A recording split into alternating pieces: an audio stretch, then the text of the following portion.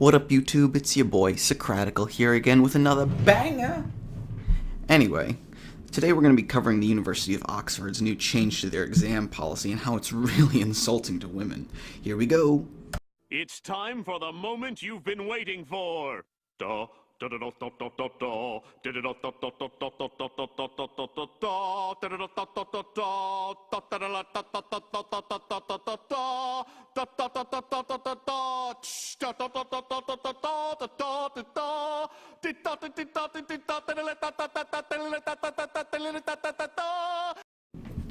Very recently, I visited the University of Oxford, and I was just blown away by the university itself. It's just truly a magnificent feat of architecture and history in such a prestigious university that I was blown away. I really was. Which is why this is very troubling to me that the University of Oxford is doing this. The University of Oxford in Britain extended exam times in a bid to improve women's scores, reports said Monday. Students taking math and computer science tests in the summer of 2017 were given an additional 15 minutes to finish, according to documents obtained by the London Times. No changes were made to the difficulty or length of the questions. The university reportedly said women performed better as a result of the extensions. So here comes my first problem with this conclusion. You cannot implement a change and then look at the difference and say that is totally the result of the change. That is a very bad experiment. It could be the result of a number of other factors. While you saw an increase in women's scores that year, could have been anything.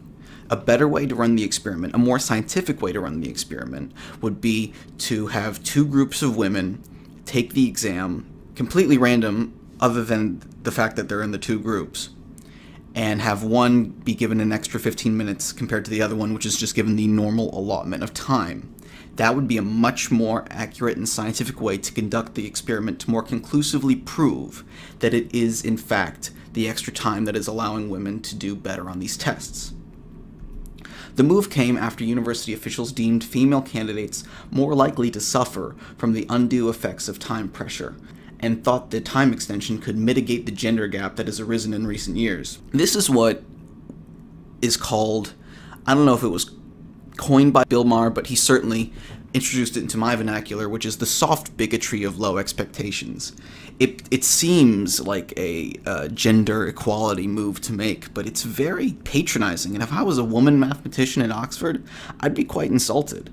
Just a bunch of old guys sitting around going, oh, the women couldn't possibly compete with the gents in mathematics if given the same allotment of time. We must give them some help. We must help these women with their tiny pea brains. They couldn't possibly compete.